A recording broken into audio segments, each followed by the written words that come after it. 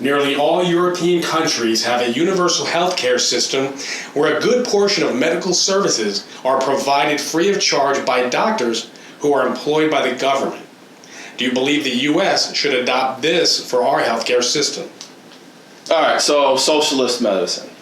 That's really what this fancy question's all about. Do I believe that socialist medicine is better than the current medicine plan we have in America? Okay, so a little bit about me. I was a licensed health insurance agent twice, both P&C and major medical. Why twice? Because I let it lapse once as I built some other companies, came back and got my license again, so I know a little bit about that. I sold health insurance, but in the payroll industry, we deal with human resources and benefits all the time. It's a topic. It's constantly a political topic, and so I'll make the blanket statement right now that healthcare in America has never been worse. It's still arguably better than most of the world. Socialist medicine is more expensive for the socialist nation people in many regards because the tax structure is so egregious. Our average individual tax rate is somewhere around 28%. Across the country, it's pushing 40% because they have bundled socialist medicine or free medicine in to the government's offerings. So they charge everybody more taxes so they can have free, if you will, health insurance. Well, if you balance that out with your taxes, what you pay, what you don't pay, it probably comes out a little more. I don't have the stats on that, but I do know that I've read a lot of stats that the care is inferior. A lot of these socialist countries come here for heart surgeries even after they pay the high taxes and things of that nature. So I guess what I'd like to tell you is, can America do it better? Yes, we can do it better. And I think better than what we're doing now, we can do it better. I think we can do it much better than socialist medicine. I don't want to see us switch to socialist medicine because the individual care leaves, our choices leave, the ability to get surgery quickly leaves. We don't want that. We love being privileged in America. We love being able to work for privilege. We like to be able to have what we can afford, and what we can afford is what we work for. I think we can't take that away from America. And I know that it's difficult for some people, but it always gives us the opportunity. And I will tell you this, in America, if you don't have health insurance and you go to the doctor and need emergency care, you get covered. I mean, it's free. We forget about that, and that's why part of our medicine is so expensive, is because we're literally creating a version of socialism medicine right in our own capitalistic structure, because if you can't afford to pay for it, we still treat you.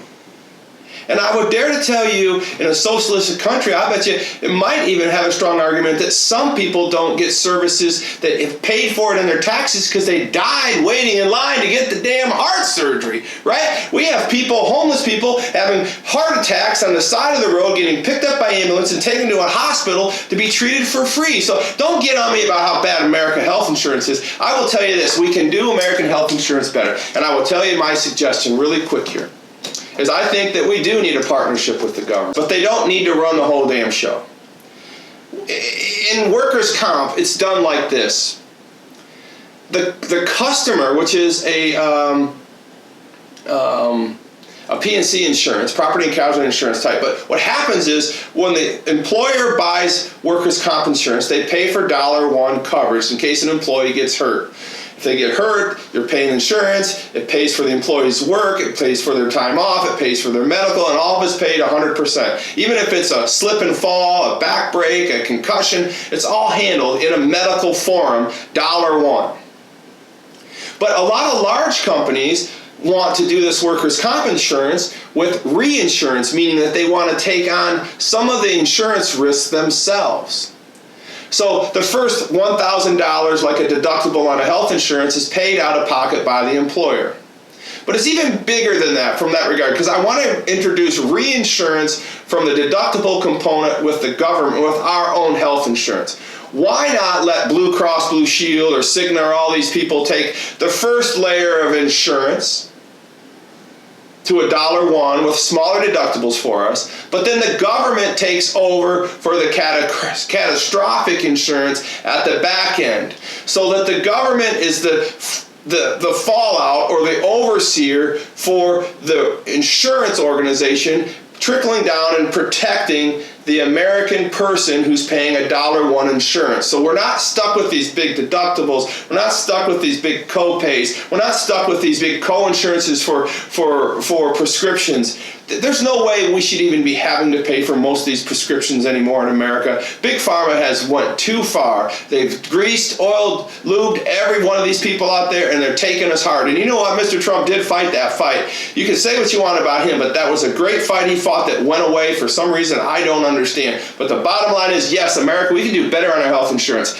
I want Blue Cross Blue Shield, Cigna, all these other U.S. healthcare out there. I want them to give me $1 product with very, very small deductible, $100 deductible, no prescriptions, and then if we get into a catastrophic situation, the government has a big blanket over because it's bailing everybody out anyways. We might as well do a structured situation so we can back up the insurance carriers, keep them in business, keep them under control, and take care of me and my family and your family with a more structured, capitalistic, American medicine model. Now, that's just me. Wired differently.